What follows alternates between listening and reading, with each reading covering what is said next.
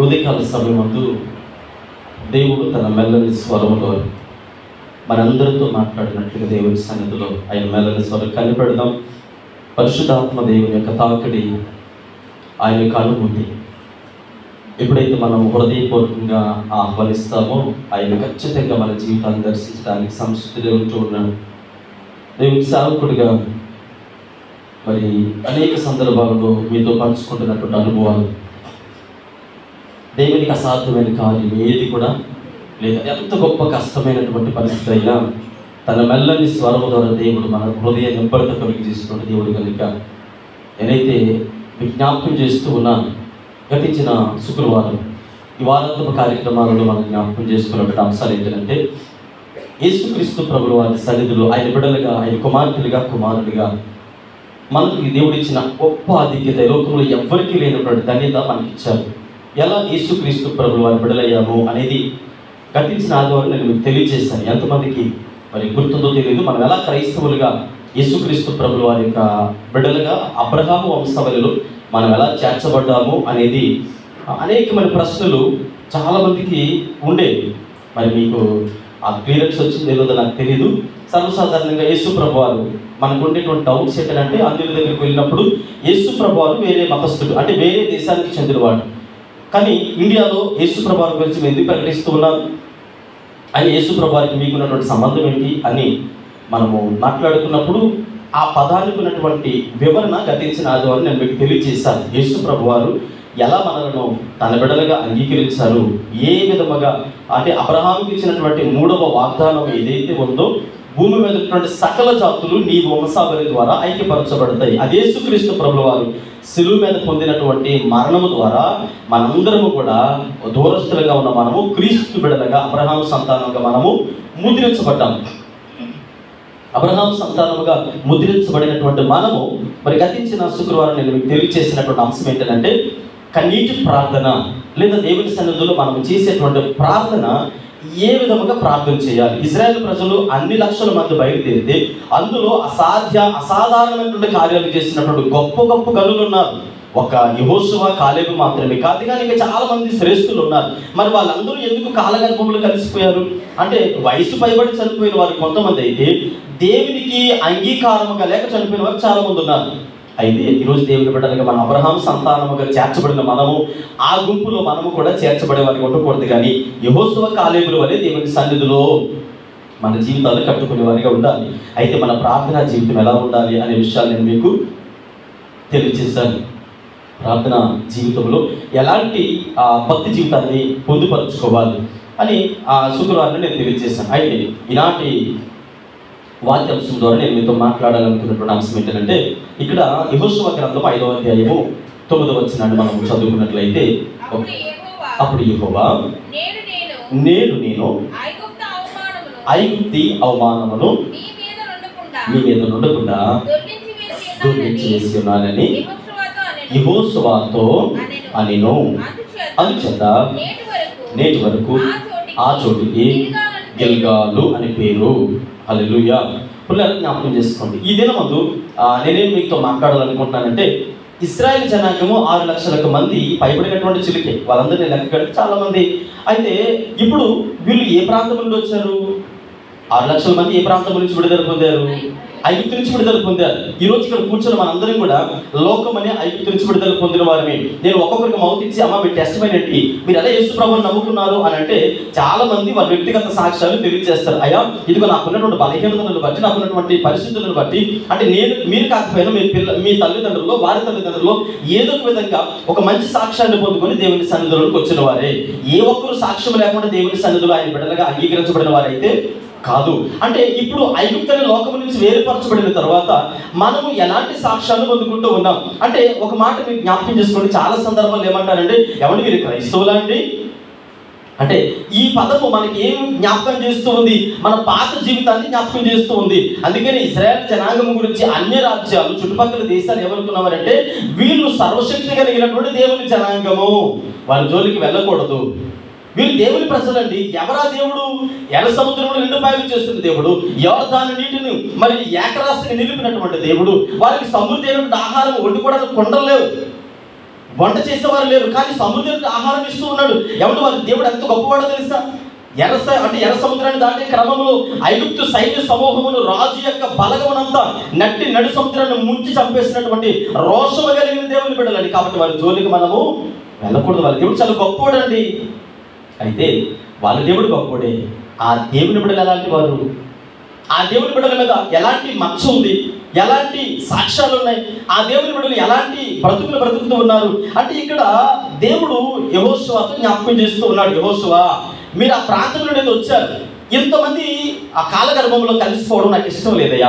అయితే నేనేం చెప్పాలనుకుంటున్నానంటే, మీలో కొన్ని బలహీనతలు ఉన్నాయి, చిన్న బలహీనతలు. అవి చిలికి గాలివాన అయిపోయి మీ జీవితాన్ని పతనావస్థకి నడిపిస్తుంది. కాబట్టి నేను మీకు చెప్పిన పని చెయ్యి అని దేవుడు యెహోషువతో మాట్లాడినటువంటి సందర్భం చూడండి. ఇక్కడ గిల్గాలు అనే పేరుకి అర్థం ఏంటంటే, ఇక్కడ ఆ అవమానమును తొలగించడం. అవమానం తొలగించాడు దేవుడు. ఏ అవమానం ఉంది? వీళ్ళు లోకస్తులండి, లోకం నుంచి వేరుపరచబడ్డారండి, ఇంకా అదే పని చేస్తూ ఉన్నారు, అలాగే లోకానుసారంగానే జీవిస్తూ ఉన్నారు అనేటువంటి ఆ మచ్చ ఏదైతే ఉందో, ఏదైతే అవమానం ఉందో, పిల్లలు ఈ మాట నేను మీకు తెలియజేస్తాను.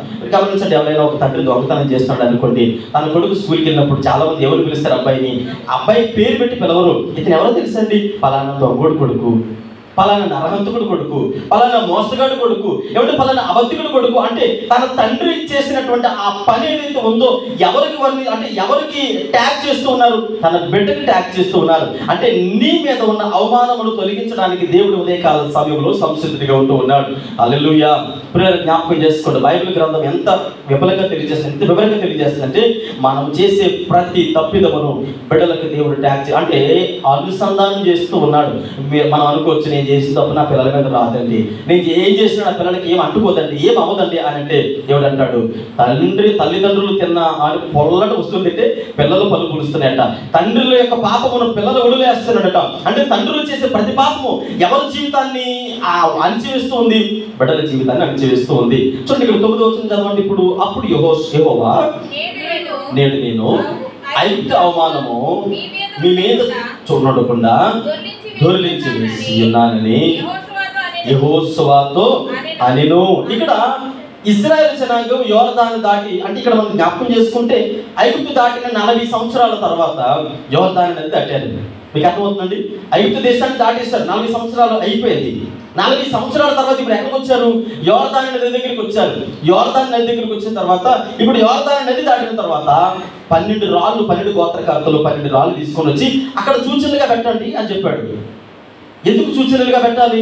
రాబోయే తరాలు ఏవైతే ఉన్నాయో ఆ 12 రాళ్ళు చూసినప్పుడు ఆ సర్వశక్తి కలిగిన దేవుడు మా బ్రతుకులో చేసినటువంటి గొప్ప కార్యము ఇప్పుడు ఈ 12 రాళ్ళు తీసుకుని వచ్చి అక్కడ పెట్టిన తర్వాత ఆ ప్రాంతముల గురించి మనం జ్ఞాపకం చేసుకుంటే, వారికి ఉన్నటువంటి అవమానమును తొలగించినటువంటి ప్రాంతముగా దేవుడు జ్ఞాపకం చేస్తాడు. ఏంటి అవమానము అని అంటే, నేను మీకు కింద తెలియజేశాను, తల్లిదండ్రులకు ఉన్నటువంటి బిరుదులే పిల్లలు పిలుస్తారని.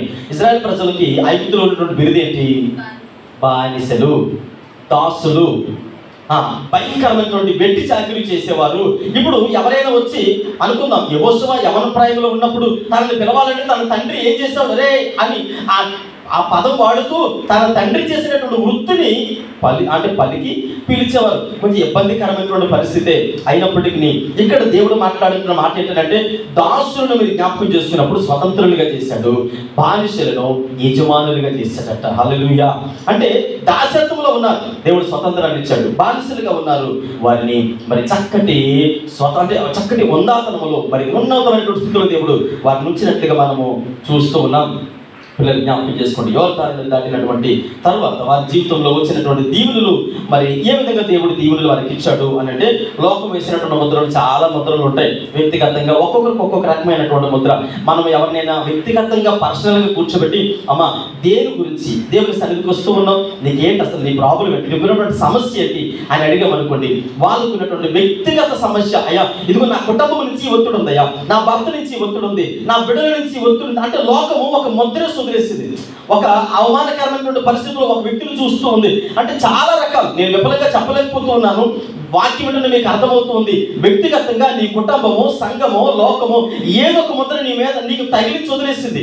ఆ ముద్ర గురించి పడుకున్నప్పుడు సరిగ్గా నిద్ర రాదు, అన్నం తిందామంటే తినలేము, కూర్చుంటే సరిగ్గా కూర్చోలేము, మనస్ఫూర్తిగా ఎవరితో నవ్వుతూ మాట్లాడదామంటే మనసు రాదు. ఎందుకని నీ మీద ఒక ముద్ర, ఆ ముద్ర నీ జీవితాన్ని ఏం చేస్తుంటే ఇది కదా నీ బ్రతుకు, ఇది కదా నీ యొక్క నడవడిక. కాబట్టి నువ్వేం మాట్లాడుతావు, నువ్వేంటి స్వతంత్రంగా ఉంటావు, నువ్వేంటి హుందాతనంగా ఉండగలవు అని అంటే ఆ ముద్ర ఏదైతే ఉందో అది ఈరోజు నిన్ను ఆధ్యాత్మికంగా ఎదగకుండా, దేవుని సన్నిధిలో స్వతంత్రుడిగా ఉండకుండా ఈరోజు ఆ పరిస్థితి మరి అణిచివేస్తుంది అనే దేవుని సేవకుడిగా తెలియజేస్తూ ఉన్నాను. చూడండి, ఇక్కడ మనం జ్ఞాపకం చేసుకున్నట్లయితే గుంటూరు నుంచి ఒంగోలు ప్రాంతము, గుంటూరు నుంచి ఒంగోలు ప్రాంతము ఒకనొక ప్రాంతం ఉండేది. మీ అందరికీ బాగా తెలిసినటువంటి ప్రాంతమే మంగళగిరి. ఆ తర్వాత ఈ ప్రకాశం జిల్లాలో ఉన్నటువంటి ప్రాంతం ఏంటంటే దొంగలపురం అనేటువంటి ఊరు ఉండేది. ఇప్పుడు దొంగలపురం అనేటువంటి గ్రామంలో ఒక మిషనరీ ఆ ప్రాంతానికి వెళ్ళాడు. మంగళగిరి ప్రాంతంలో మిషనరీగా వెళ్ళినటువంటి దైవజనుడు విదేశాల నుండి వచ్చి సువార్త ప్రకటించాడు. ఆ దొంగలపురానికి వెళ్ళినప్పుడు ఎక్కడ దొంగతనం జరిగినా, రాష్ట్రంలో ఎక్కడ దొంగతనం జరిగినా తిన్నగా పోలీసులు ఆ ప్రాంతమే వెళ్ళేవారట. అయ్యా ఇదిగో పలానా చోట దొంగతనం జరిగింది, ఈ రకమైనటువంటి దొంగతనం ఎవరు చేశారంటే ఇదిగో పలానా ఇంటి వారు మాత్రమే ఇందులో ఆరుతీరిన వారు. అంటే ఆ దొంగలపురంలో ఆ దొంగతనాలకి ప్రసిద్ధిగాంచినటువంటి ప్రాంతము. దైవజనుడు ఆ ప్రాంతం వెళ్ళాడు, దేవుని సువార్త ప్రకటించిన తర్వాత దేవుని వాక్యం చేత వారి జీవితాలు మార్పు చెందిన తర్వాత దానికి సువర్ణపురం పేరు పెట్టారు. అంతకుముందు దాని పేరు దొంగలపురము. అంటే పాత ముద్రను, పాత ఆ చెడ్డ ముద్ర ఏదైతే ఉందో దేవుని వాక్యం ద్వారా చెరపబడింది. ఈరోజు దేవుని సన్నిధిలో ఉన్న మనము ఐగుప్తులో ఉండేటువంటి ముద్రను తొలగించుకొని పాలు తేనెలు ప్రవహించే దేశానికి వెళ్ళడానికి దేవుడు వారికి కొన్ని సూచనలు ఇస్తూ ఉన్నాడు. వాటిని చేస్తే చాలు, మీరు ఏమి బరువులు మోయవలసిన అవసరం లేదయ్యా, మీరే మీ జీవితాలను త్యాగం చేయవలసిన అవసరం లేదు, లేదంటే ఇంకేదో తలకిందులుగా తపస్సు చేయవలసిన అవసరం లేదు. కానీ ఒక చిన్న పని అయితే చిన్న పని, ఆ చిన్న పని చేస్తే చాలు. ఏంటయ్యా చిన్న పని? ఒకనొక సమయంలో మీరు ఐగుప్తులో ఉన్నప్పుడు మరి అక్కడ పుట్టినటువంటి బిడ్డలు ఎవరైతే ఉన్నారో అరణ్య ప్రయాణంలో 40 సంవత్సరాల ప్రయాణం తర్వాత యోర్దాను నది దాటిన తర్వాత అక్కడ ఒక సూచన ఉంది కదా. ఆ సూచన దగ్గరకు వచ్చినప్పుడు మీరు జ్ఞాపకం చేసుకోవాలి, నీ దేవుడు పాపమును క్షమించే దేవుడు కాదు, పాపమును చూసి పోనీలే అని ఎంకరేజ్ చేసే దేవుడు కాదు. కనుక ఇప్పుడున్న యవన తరం ఏదైతే ఉందో, ఈ తరం ఏదైతే ఉందో ఖచ్చితంగా వారు శుద్ధీకరణ పొందిన వారే ఉండాలి. హల్లెలూయా. శుద్ధీకరణ లేకుండా, పరిశుద్ధత లేకుండా, పాప విముక్తి లేకుండా దేవుని సన్నిధిలో దేవునికి సారసారమైనటువంటి బిడ్డలుగా ఉండలేరని మరి జ్ఞాపకం చేస్తూ ఉన్నాను. ఆ దొంగలపురానికి మరి స్తోత్రపురం అనేటువంటి పేరు వచ్చిన తర్వాత మరి చక్కటి పరిచర్య చేసినటువంటి గొప్ప గొప్ప దైవజనులు ఆ ప్రాంతంలో నుండి వచ్చినట్లుగా మనం చరిత్రలో చూడగలుగుతూ ఉన్నాము. పిల్లల లోకము నీకు ఏ ముద్ర వేస్తుందో నాకు తెలియదు, నీ కుటుంబానికి ఏ ముద్ర వేస్తుందో నాకు తెలియదు. వ్యక్తిగతంగా మన గుడిల మీద చేయబెట్టుకోవడం మనకు అర్థమవుతుంది. అయ్యా అవునయ్యా నన్ను ఇలా పిలుస్తారు, నా కుటుంబాన్ని ఇలా అంటారయ్యా. ఏ ముద్ర అయితే ఉందో ఈ ఉదయకాల సమయంలో దేవుడు ఆ ముద్రను తొలగించడానికి సిద్ధంగా ఉంటూ ఉన్నాడు. అయితే తొలగించాలంటే మనం కూడా కొన్ని పనులు చేయాలి కదా. దొంగలపురము శ్రవంతపురంగా మారిందంటే ఖచ్చితంగా వారి జీవితాలు డెడికేట్ చేసుకున్నారు. వారు దొంగతనం చేస్తే కొన్ని కోట్ల రూపాయలు కొట్టగొట్టేవారు, ఆ దొంగతనం వదిలేస్తారు. ఈరోజు నీ బ్రతుకులు నీకు మేలే, కానీ దేవునికి అది అయిష్టకరమైనప్పుడు ఖచ్చితంగా వదిలిపెట్టాలి. వదిలిపెట్టినప్పుడు నీ పాత జీవితాన్ని దేవుడు నూతన జీవితంగా మార్చబోతున్నాడు. చూడండి, యెషయా గ్రంథము 9వ అధ్యాయము 1వ వచనాన్ని చదువుకుందాం. యెషయా గ్రంథము 9వ అధ్యాయం 1వ వచనం చదివితే అక్కడ ఒక మాట మనం జ్ఞాపకం చేస్తుంది. యెషయా గ్రంథము 9వ అధ్యాయము 1వ వచనం చదువుకుందామండి. ఆయనను లేఖనము వేదన పొందిన దేశం మీద మబ్బు నిలవలేదు, ఆయన జబులోని దేశమును నప్తాలి దేశమును అవమానపరిచెను, అంత్యకాలమున ఆయన సముద్ర ప్రాంతములను అందరినీ మహిమగల దానిగాను. ఇక్కడ మనం జ్ఞాపకం చేసుకుంటున్నప్పుడు ఈ జబులోని నప్తాలి అనేటువంటి ప్రాంతాలు ఏవైతే ఉన్నాయో ఆ ప్రాంతాలకి ఒక బిరుదు ఉండేది. ఇప్పుడు కొన్ని కుటుంబాలకి, కొంతమంది వ్యక్తులకి ఎలాంటి బిరుదులు అంటే కొంతమంది పిలుస్తూ ఉంటారు, ఏమండి ఆయన ఫలానా వాడండి, ఆయన ఇలాంటి వాడండి, ఈయన అలాంటి వాడండి అని వారికి పేర్లు పెట్టే ముందు దేవుని సేవకుడిగా నేను మీకు ఏం చెప్పాలనుకుంటున్నానంటే, దేవుడు ఆ పాత జీవితం ఏదైతే ఉందో నీవు నీ జీవితాన్ని దేవుని పాదముల చేత సమర్పించినప్పుడు ఖచ్చితంగా వాటిని ఆశీర్వాదకరమైనటువంటి జీవితాలుగా మార్చబోతూ ఉన్నాడు. దేవుని మందిరానికి రావడం, మామూలుగా వెళ్ళిపోవడం, దానివల్ల ఏ విధమైన ఉపయోగం ఉండదు. అది సేవకుడైన విశ్వాసులైనా. అయితే దేవుని సన్నిధికి వచ్చిన తర్వాత మనం ఏం చేయాలి? మీకు ఈ వాక్య భాగం చదివిస్తే మీకు అర్థమవుతుంది. చూడండి, 1 రాజుల గ్రంథం 5వ అధ్యాయము 9వ వచనం నుండి 10వ వచనం నుండి చదువుకుందామండి. హీరాము సొలొమోనుకు ఇష్టమైనంత మట్టుకు దేవదారు మ్రానులను సరళపు మ్రానులను పంపించగా సొలొమోను హీరామునకు అతని ఇంటి వారికి సంరక్షణ ఆహారముగా 2,00,000 తూములు గోధుమలను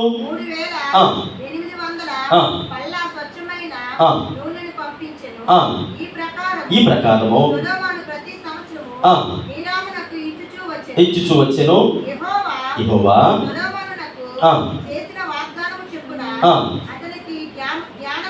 జ్ఞానము దయచేసెను. ఇప్పుడు చూడండి, మరొక వాక్య భాగం నేను చూపిస్తూ ఉన్నాను. 9వ అధ్యాయం 10వ వచనం నుండి చదువుతాను. సొలొమోను యెహోవా మందిరమును రాజనగరము ఈ రెండింటిని 20 సంవత్సరములుగా కట్టించెను. అతడు పని ముగించిన తర్వాత తూరు రాజైన హీరాము సొలొమోను కోరినంత మట్టికి దేవదారులను సరళ వృక్షపు మానులను బంగారులను అతనికి ఇచ్చినందున సొలొమోను గలిలయ దేశమందున్న 20 పట్టణములను హీరాముకి ఇచ్చెను. హీరాము సొలొమోను తనకిచ్చిన పట్టణములను చూచుటకు తూరు నుండి రాగా అతని దృష్టికి అవి అనుకూలంగా కనబడలేదు. కింద పుట్టినట్లు చదివితే ఏమన్నదంటే నిష్ప్రయోజనము, అంటే చెడ్డమైనటువంటి ప్రాంతాలు. ఇక్కడ యెషయా ప్రవక్త కూడా అదే చెప్తున్నాడు. అయ్యా, దేవుడు ఒక సమయంలో ప్రాంతాలు శపించాడు కదా, అసలు ఈ ప్రాంతాలు పనికిరానటువంటి ప్రాంతాలు. ఎందుకు పనికిరాదయ్యా? ఏం చేస్తారు? వాళ్ళు చేసిన తప్పేంటి అని అంటే మీకు తెలుసు. మరి ఎంతమంది గుర్తుందో నాకు తెలియదు, కానీ చాలా సందర్భాల్లో నేను 2-3 సార్లు మీకు తెలియజేసినట్టు గుర్తు. ఒకరోజు సాయంత్రకాల సమయంలో ఒక ఆయన తన భార్యని తీసుకుని వస్తూ ఉన్నాడట. పొద్దు గురికితే కొంతమంది యవనస్తులు తన భార్యని చెరిపేసి పాడు చేస్తే ఆయన కొంతమంది పెద్దల దగ్గరికి వెళ్ళాడయ్యా, నా భార్యని చంపేశారయ్యా, పాడు చేసి చంపేశారు, మరి ఏంటి పరిస్థితి? ఇలా ఇది కరెక్ట్ కాదు కదా అంటే వాళ్ళు ఏమన్నారని తెలిసి పెద్దలు 12 గోత్రకర్తలు మిగిలిన 11 గోత్రకర్తలు అన్నారట, అసలు సాయంత్రకాల సమయంలో చేయబడిన సమయంలో ఆ ద్రోవని ఎవరు రమ్మన్నాడు? రావడం నీది తప్పు, యవనస్తులకు తప్పు కాదు కదా అని ఈ 11 గోత్రాలు ఎప్పుడైతే ఆ గోత్రాన్ని వెనకేసుకొని వచ్చారో, ఇప్పుడు దేవుడు ఇచ్చినటువంటి ఆజ్ఞ ఏంటంటే ధర్మశాస్త్రం ప్రకారంగా నీ పొరుగు అని భార్యను ఆశించడము తప్పు కనుక నీవు ధర్మశాస్త్రాన్ని మీరవు కనుక ఆ గోత్రాన్ని దేవుడు ఆ 12 గోత్రాలు వచ్చి చెప్పించి వేసినట్లుగా లేదా పక్కన పెట్టినట్లుగా చూడగలుగుతూ ఉన్నాం. ఈ అంటే పక్కన పెట్టినటువంటి గోత్రం ఏదైతే ఉందో అదే గోత్రంలో నుండి మొదటి రాజుని దేవుడు తీసుకొని వచ్చాడు. మొదటి రాజుని దేవుడు తీసుకొని వస్తే అరే దేవుడి చెప్పించినటువంటి గోత్రమే మళ్ళీ మొదటి రాజు ఎలా వచ్చాడు అంటే దేవుడి సన్నిధిలో దేవుడు చూపినటువంటి క్రమం ఎలా ఉంటుంది అంటే ఆయన మనకి ఇచ్చే ప్రతి అవకాశమును బట్టి మన జీవితాలు సరి చేసుకోవడానికి ఆస్కారము. సరితమైనటువంటి వంశావలే కానీ రాజులుగా దేవుడు మార్చినప్పుడు సోములు నిలబెట్టుకోలేకపోయాడు. ఇక నానాటికి ఆ గోత్రము అంతరించిపోయింది. ఇక్కడ చూస్తే ఈ 12 గోత్రాలు ఈ ప్రాంతం ఏదైతే ఉందో వాటిని బట్టి ఆ ప్రాంతము శపించబడింది. శపించబడిన తర్వాత దేవుడు శపించినటువంటి ఆ ప్రాంతంలో ఏ విధమైనటువంటి పంటలు లేవు, ఏ విధమైన ఆశీర్వాదాలు లేవు. మరి కఠినమైనటువంటి పరిస్థితులు కొనసాగుతూ ఉండగా మరలా ఇదే ప్రాంతంలో నుండి ఇప్పుడు యెషయా ప్రవక్త చెప్పినటువంటి మాట 9వ అధ్యాయం 1వ వచనం చూస్తే అయినను వేదన పొందిన దేశం మీద మబ్బు నిలవదు, పూర్వకాలం ఆయన జబులోని దేశమును నఫ్తాలి దేశమును అవమానపరిచెను, అంత్యకాలం ఆయన సముద్ర ప్రాంతమును అనగా యోర్దాను అద్దరణ అన్యజనులు గలిలయ ప్రదేశమును.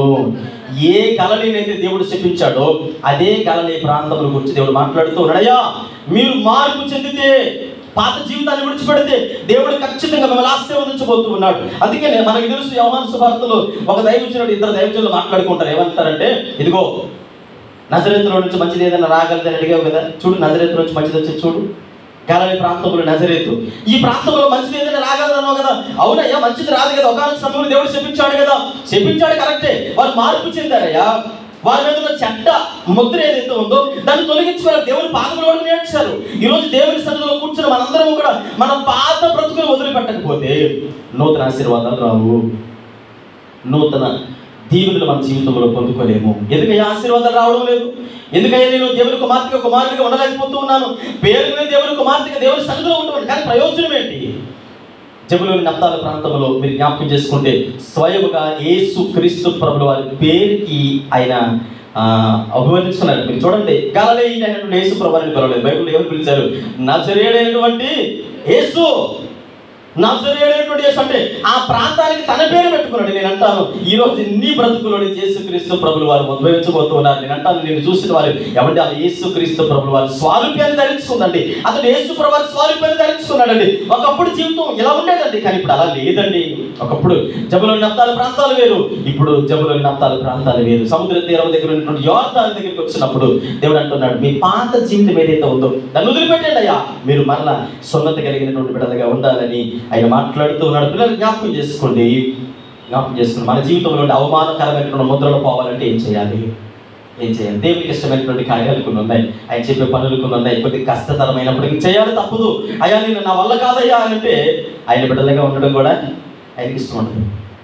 చూడండి, ఆ శపితమైనటువంటి ప్రాంతాల్లో దేవుడు అంటాడు, అక్కడ మబ్బు నిలవదయ్యా, ఆశీర్వాదాలు లేవయ్యా, కానీ ఆ ప్రాంతాలను నేను ఆశీర్వాదకరమైనటువంటి ప్రాంతముగా నేను మార్చానంటే కారణము వారి బ్రతుకులలో నన్ను ఆహ్వానించాలి కనుక. ఈరోజు ఆయన మీరు ఆహ్వానించగలుగుతున్నారా?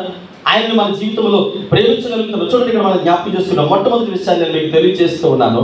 యెహోషువ గ్రంథం 5వ అధ్యాయము, యెహోషువ గ్రంథము 5వ అధ్యాయము మొదటి 2వ వచనము 3వ వచనం చదువుకుందామండి. 5వ అధ్యాయము 2వ వచనము 3వ వచనం. ఆ సమయమున యెహోవా రాతి కత్తులు చేయించుకొని మరలా ఇశ్రాయేలీయులకు సున్నతి చేయించమని యెహోషువతో. ఇక్కడ చూడండి, దేవుడు అంటాడు, 40 సంవత్సరాలు అయిపోయింది ఐగుప్తు నుంచి బయటకు వచ్చి. 40 సంవత్సరాలు అయిపోయిన తర్వాత అక్కడ బయలుదేరినటువంటి తరాలు ఏవైతే ఉన్నాయో అవి అంతరించిపోయాయి. ఇప్పుడు యవన తరం ఏదైతే ఉందో వారితో దేవుడు మాట్లాడుతున్నాడు, యెహోషువా మీ మీద ఒక అవమానం ఉందయ్యా, ఒక నింద ఉంది. ఏంటి అవమానం నిందా? మీరు ఫలానా వారి బిడ్డలు. ఎవరాలు అంటే దాసులు, బానిసులు, కట్టు బానిసలుగా ఉన్నారయ్యా, భయంకరమైన స్థితిలో ఉన్నారు. కాబట్టి నేను ఆ ముద్ర మీ మీద ఉండడం నాకు ఇష్టం లేదు. అయితే మీరు ఏం చేయాలి తెలుసా? మరణం మీ మీదకి రాబోతూ ఉంది. కాబట్టి మీరు ఏం చేయాలంటే మరలా మీరు సున్నతి. ఏ సున్నతి చేయించుకోవాలి? పాత నిబంధన కాల ప్రకారంగా అది ఎక్కువ చెప్పాలని కూడా లేదు, కానీ పాత నిబంధన గ్రంథంలో శరీరపు సున్నతి కావాలి. శారీరకంగా నున్నటి రాయి తీసుకొని సున్నతి చేయాలి. అది శరీరానికి సంబంధించినటువంటి సున్నత పాత నిబంధన కాలం ప్రకారంగా. కానీ కొత్త నిబంధన కాలంలోకి వచ్చేటప్పటికి రోమేలుకి రాసిన పత్రిక 2వ అధ్యాయము 28వ వచనంలో పౌలు గారు ఈ రీతిగా తెలియజేస్తూ ఉన్నారు. రోమేలుకి రాసిన పత్రిక 2వ అధ్యాయము 28వ వచనంలో అపోస్తలుడైన పౌలు గారు ఈ రీతిగా మాట్లాడుతూ ఉన్నారు. బాహ్యమునకు యూదుడైన వాడు యూదుడు కాడు, శరీరమందు బాహ్యమైన సున్నతి కాదు, అయితే అంతరంగమందు యూదుడైన వాడు యూదుడు, మరియు సున్నతి హృదయమునకు కావాలి. హల్లెలూయా. పాత నిబంధన కాల ప్రకారంగా చూస్తే అది శరీరానికి సున్నతి, శరీరానికి సున్నతి చేసుకోవాలి. అది పాత నిబంధన కాల ప్రకారంగా అది బాహ్య సంబంధమైనది. అంటే మనకు అర్థమయ్యేటువంటి విధానంలోకి వచ్చేటప్పటికి ఎలా ఉంటుంది అంటే, 40 సంవత్సరాలు ఐగుప్తు నుంచి వచ్చారు కదా, 40 సంవత్సరాల భక్తులు, వాళ్ళకి ఎందుకు మరలా నూతనంగా మార్పు చెందడము, మరలా ఎందుకు దేవుని సన్నిధిలో పశ్చాత్తాపం చెందడము? ఎన్ని సంవత్సరాల అనుభవం? ఎన్ని సంవత్సరాలండి? 40 సంవత్సరాలు. 40 సంవత్సరాలు వచ్చారు కదా, మరలా ఎందుకు సున్నతి అంటే, సున్నతి దేనికి? హృదయానికి సున్నతి కావాలా? హృదయంలో అనేకమైనటువంటి చెడ్డ తలంపులు, హృదయంలో అనేక రకాలైనటువంటి పరిస్థితులు, వేదనకరమైనటువంటి, ఎవరికి వేదనకరము? దేవునికి వేదనకరమైనది, మనుషులకు కాదు. కానీ నీ హృదయంలో ఉండేటువంటి చెడ్డ తలంపులు, చెడ్డ క్రియలు, చెడ్డ ఆలోచనలకి సున్నత కావాలి. హృదయ శుద్ధి గలవారు ధన్యులు, వారు మాత్రమే దేవుని చూస్తారట.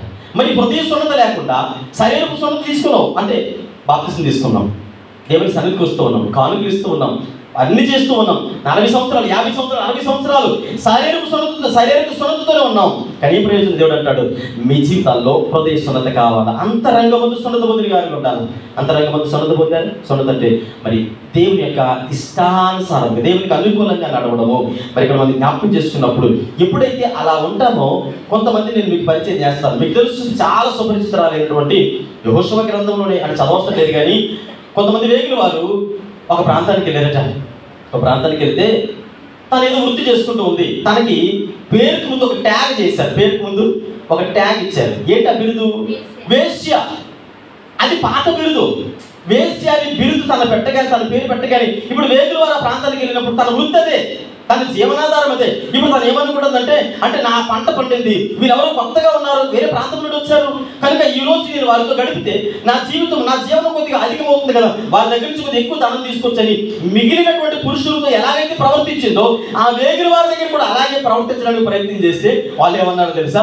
అమ్మా ఇదిగో మా దేవుడు పరస్త్రీని ముట్టుకోవద్దన్నాడు, మా దేవుడు పరస్త్రీ జోలికి వెళ్ళొద్దన్నాడు, పైగా మా దేవుడు పరిశుద్ధుడు కనుక మేము అలాంటి పరిశుద్ధ జీవితాన్ని జీవిస్తాం అని ఎప్పుడైతే సాక్ష్యం ఇచ్చారో ఆ స్త్రీకి అర్థం కాలేదు.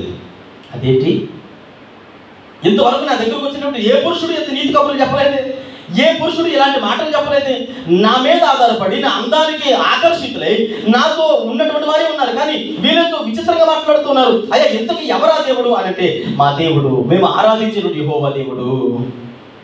రాహాబుకి పేరు ముందు వేశ్య అని పెరుగుతుంది. ఇప్పుడు తన దగ్గరికి వచ్చినటువంటి ఆ వ్యక్తులను చూసిన తర్వాత తను అనుకుంది, అయ్యో ఆ దేవుడిని నమ్మే వీళ్ళే ఇంత నీతిమంతులుగా ఉంటే ఆ దేవుడికి ఎంత నీతిమంతుడు, వీళ్ళే ఇంత పరిశుద్ధంగా ఉంటే ఆ దేవుడికి ఎంత పరిశుద్ధుడు అనుకొని వేశ్య వృత్తిని విడిచిపెట్టి ఇప్పుడు యేసుక్రీస్తు దేవుడిని అంగీకరించినటువంటి హృదయ శుద్ధి కలిగిన స్త్రీగా మనకు కనబడుతూ ఉంది. పాత ముద్ర పోయింది, వేశ్య అనేటువంటి ముద్ర పోయింది.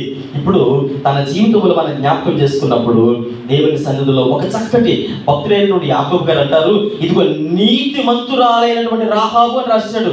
అంతకు ముందు తన పేరు ముందే ఉండేది వేశ్య రాహాబు, కానీ ఎప్పుడైతే దేవుడిని అంగీకరించిందో తన పేరు ముందు భక్తులని యాకోబు గారు రాస్తారు, నీతిమంతురాలైనటువంటి రాహాబు.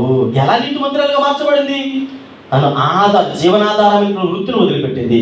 దేవునికి ఆయాసకరమని తెలుస్తుంది, తనకి మేలే కానీ తన దేవునికి ఇష్టం కాదు కనుక ఆ వృత్తిని వదిలిపెట్టింది, పాత జీవితాన్ని వదిలిపెట్టింది, ఆ పాత బ్రతుకును వదిలిపెట్టింది. నేను అడుగుతాను మిమ్మల్ని ప్రశ్న, రాహాబు ఎన్ని ప్రసంగాలు విన్నది? ఎంతమంది సేవకులు ప్రసంగం చేశారు? కొన్ని ఎన్ని సంవత్సరాలు వాక్యంలో అనుభవం కలిగినటువంటి స్త్రీ? ఏమంటే ఎన్ని ప్రసంగాలకి నేను అంటాను అంటే, ఇలా అన్నాను బాధపడకండి, మనకి ఎన్ని ప్రసంగాలు కావాలి, ఎంతమంది సేవకులు బోధించాలి, ఎన్ని సంవత్సరాలు మార్పు చెందడానికి ఇంకా ఇంకా ఇంకా ఇంకా అలా పోస్ట్పోన్ చేసుకుని వెళ్ళిపోతూ ఉంటాం. అంటే మార్పు చెందడానికి హృదయ శుద్ధి కలిగి దేవుని వైపు చూస్తున్నప్పుడు ఒక్క మాట చాలు. ఆ మాట మనం వాడకూడదు కానీ మీకు అందరికీ తెలుసు. అలా మన జీవితంలో రాహాబును మనం ముందు పెట్టుకున్నప్పుడు తన బ్రతుకులో ఒక నూతన పరివర్తన మనం చూడగలుగుతూ ఉన్నాం. పాత జీవితం వేరే, కొత్త జీవితంలో మరి నీతిమంతురాలిగా దేవుని సన్నిధిలో ఎప్పుడైతే చేర్చబడిందో వారి వంశావళి నేను మీకు తెలియజేస్తాను. వేసిగా పిలువబడే రాహాబు నీతిమంతురాలుగా మార్చబడిన తర్వాత నూతన పేరు పొందుకున్న తర్వాత సల్మాన్ వివాహం చేసుకున్నట్ట. సల్మాన్ గర్భాన్న బోయజ్ గర్భాన్న ఒబేది పుట్టాడు, ఒబేది గర్భాన్న ఇక్కడ మనం చూస్తే యెషయా గర్భాన్న దావీదు గర్భాన్న యేసుక్రీస్తు ప్రభువు. అందుకని ఒక కృంటి భిక్షగాడు అంటాడు, గుడివాడు అంటాడు, దావీదు కుమారుడే నన్ను. ఎవరి నుంచి వచ్చిన వంశావళి? నీతిమంతురాలైనటువంటి. ఎవరా నీతిమంతురాలు? ఒకప్పుడు తన పేరేంటి, ఈరోజు నీకున్న ముద్ర ఏంటి? చాలామంది అనుకుంటారు, అవునయ్యా నన్ను చాలామంది ఇలా పిలుస్తూ ఉన్నారు, నన్ను ఇలా చూస్తూ ఉన్నారు అంటే ఈరోజు ఆ ముద్ర తొలగించబడాలి అని అంటే నేను అంటాను, పాత జీవితం ఏదైతే ఉందో అది వదిలిపెట్టకపోతే గిల్గాలు వచ్చిన తర్వాత దేవుడు అంటాడు, ఇదిగో వారికి మరలా సున్నతి చేయి. అదే సున్నతి హృదయ సున్నతి కావాలా, శరీర సున్నతి ఎవరికి కావాలా? ఎన్నిసార్లు బాప్తిసం తీసుకుంటే ఎవరికి కావాలా? ఎన్ని సంవత్సరాలు దేవుని మందిరంలో ఉంటే ఆయన అంటాడు, నువ్వు ఎన్ని సంవత్సరాలు వచ్చినా నువ్వెవరో నాకు తెలియదు అని అంటే ఏం ప్రయోజనం? అక్కడ ఆన్సర్ మనకు అర్థమవుతుంది. 6 లక్షలకు పైగా వచ్చిన వారు కొన్ని లక్షల మంది రాలిపోయారు. చాలా సంవత్సరాలు అండి, 40 సంవత్సరాలు వచ్చారా? వచ్చారా? ఆకుల్లా రాలిపోయారు. కానీ ఒక్క మాటలో తన జీవితాన్ని మార్చుకుంది, నూతన ఆశీర్వాదాలు పొందుకుంది. ఈరోజు నీ జీవితం మరి గిల్గాలకు వచ్చావు, దేవుని మందిరానికి వచ్చావు, అవమానపరచబడున్నావు. ఏ విధంగా చేత అవమానపరచబడుతున్నా నాకు తెలియదు. నీ కుటుంబంలో, నీ భర్తతోనో, నీ పిల్లలతోనో, సంఘంలోనో, సమాజంలోనో నిన్ను చులకనగా చూసేవారు లేకపోలేదు. ఓకే, అయితే దేవుని సన్నిధిలో నువ్వేం చెప్పాలో తెలుసా? అయ్యా ఈ రోజు నుండి నా జీవితానికి నేను ఒక నూతన అధ్యాయాన్ని ప్రారంభిస్తానయ్యా.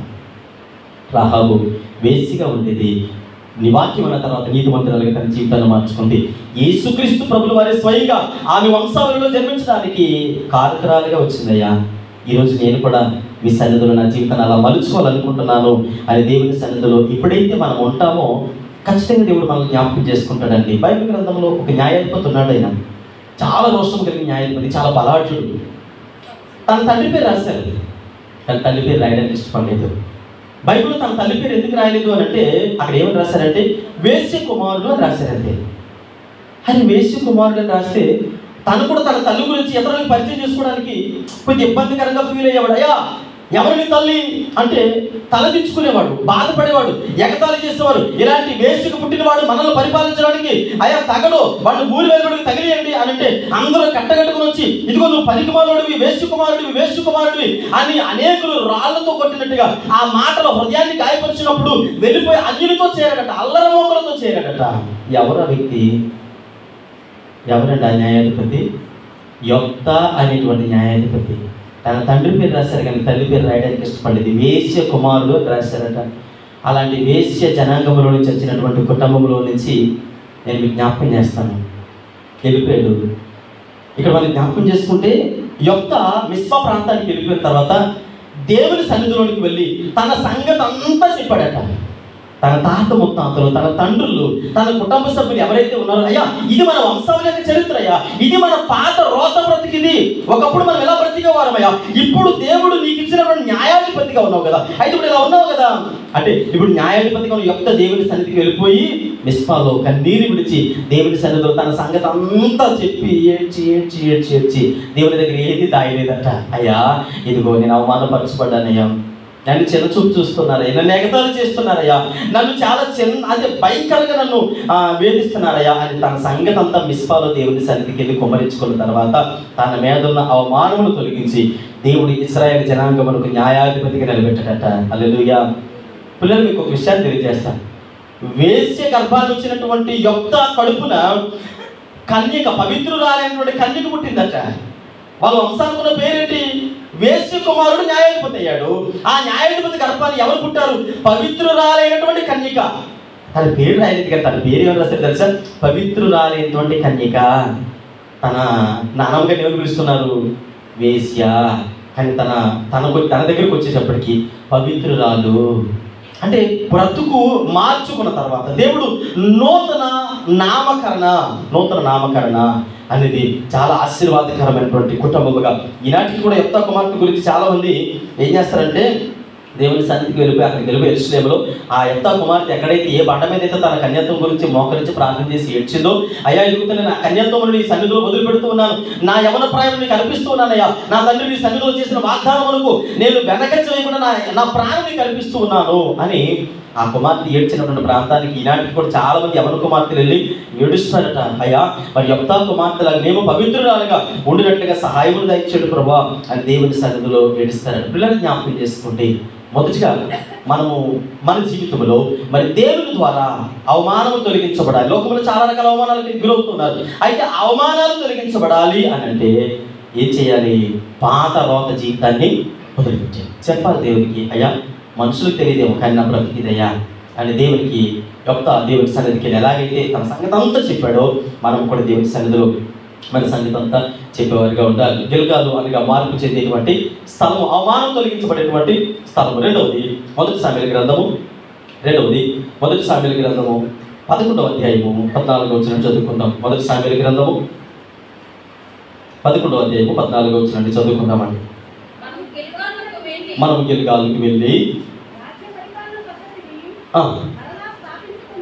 రాజ్య పరిపాలన పద్ధతిని మరలా స్థాపించడము రండని చెప్పి సమూయేలు జనులందరినీ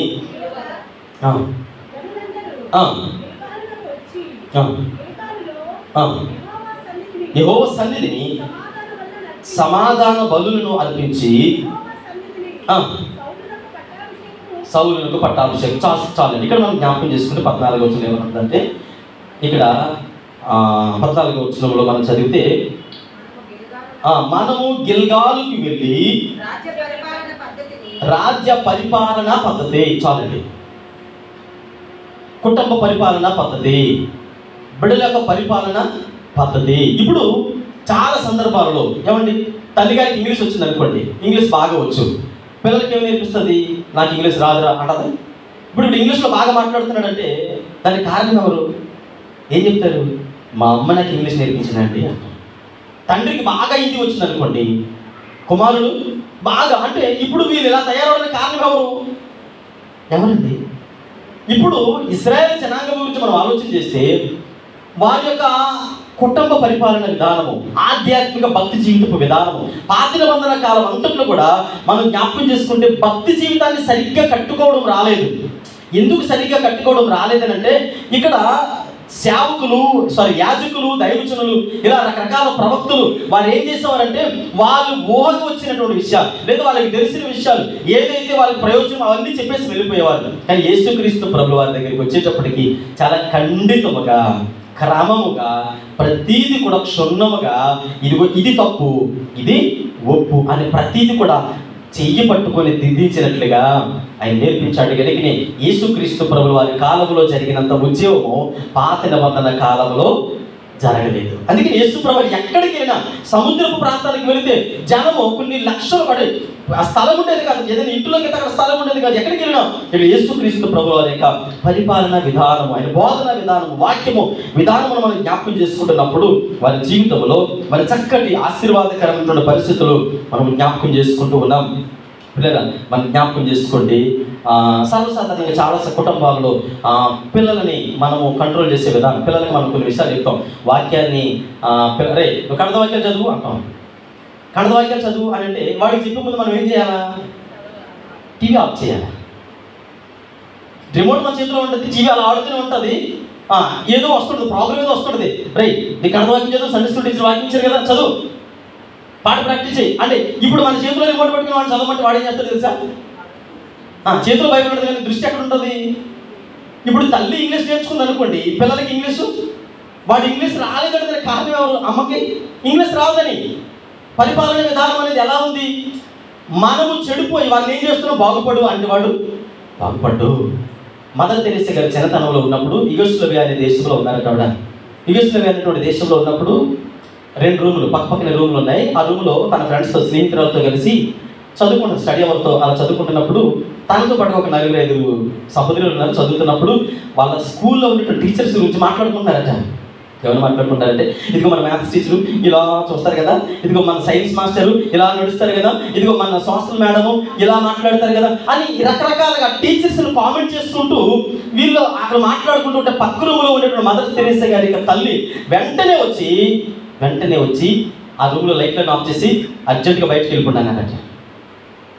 తల్లి వెంటనే పరిగెత్తుకొని వచ్చి ఆ రూమ్లో లైట్లు ఆఫ్ చేసి అర్జెంటుగా మా ఇల్లు కాలేజీ మీరు ఇంటికి వెళ్ళిపోండి అర్జెంటుగా అంటే వాళ్ళందరూ వెళ్ళిపోయారట. మదర్ తెరెసా గారి యొక్క స్నేహితురాలు అందరూ వెళ్ళిపోయిన తర్వాత మదర్ తెరెసా గారు అన్నారట, మమ్మీ ఎందుకు అలా చేసావు?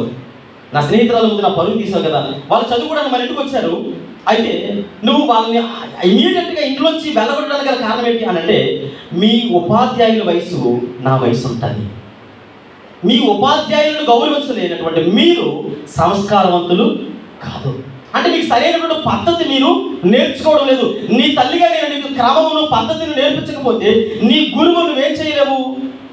ఇప్పుడు కొంతమంది అంటారంటే, ఏమంటే మా మ్యాథ్స్ సార్ ఎలా చెప్తారు అంటే, పిల్లలు అంటారు పక్క నవ్వుతూ ఇంకోసారి ఎలా టీచర్ గారు ఎలా చెప్తారు అంటే, ఆవిడ ఇలా జడేసుకుని ఇలా అంటే మనం వాళ్ళు ఏం చేస్తూ ఉన్నాం? ఎంకరేజ్ చేస్తూ ఉన్నాం. పర్లేదు చెప్పు ఏదైతే మన ఏమండి మీరు ఇందాక లేరు కదా, మీరు బయటకు వెళ్ళినప్పుడు వీడు వాళ్ళ మ్యాథ్స్ టీచర్ గురించి ఏం చెప్పండి తెలుసా, ఆవిడ బోర్డు మీద రాసినప్పుడట ఇలా చేస్తుందండి, తర్వాత చదువుకుంది కానీ ఇలా ఒకసారి చెప్పు మ్యాథ్స్ టీచర్ ఎలా చేస్తుంది అంటే వీడు మరలా ఇంకొకసారి. ఇప్పుడు దగ్గరుండి తల్లిదండ్రులు వారికి ఏ పద్ధతి నేర్పుతూ ఉన్నారు? చెడగొట్టే పద్ధతి.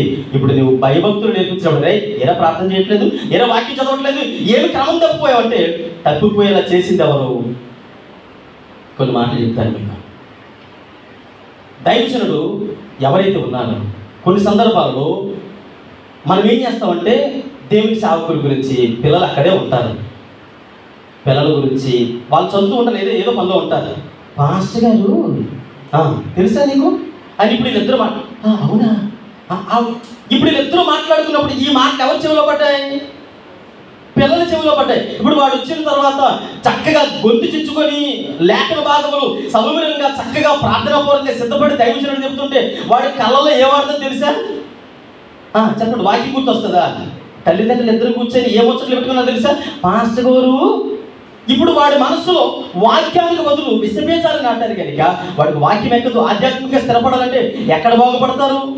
ఆధ్యాత్మికంగా పిల్లలు ఎదగలేదండి, ఏమంటే వాడు ప్రార్థనా జీవితంలో తప్పిపోయాడండి, మా అబ్బాయి లోకంలో పనికిమాలుడు అయిపోయాడండి.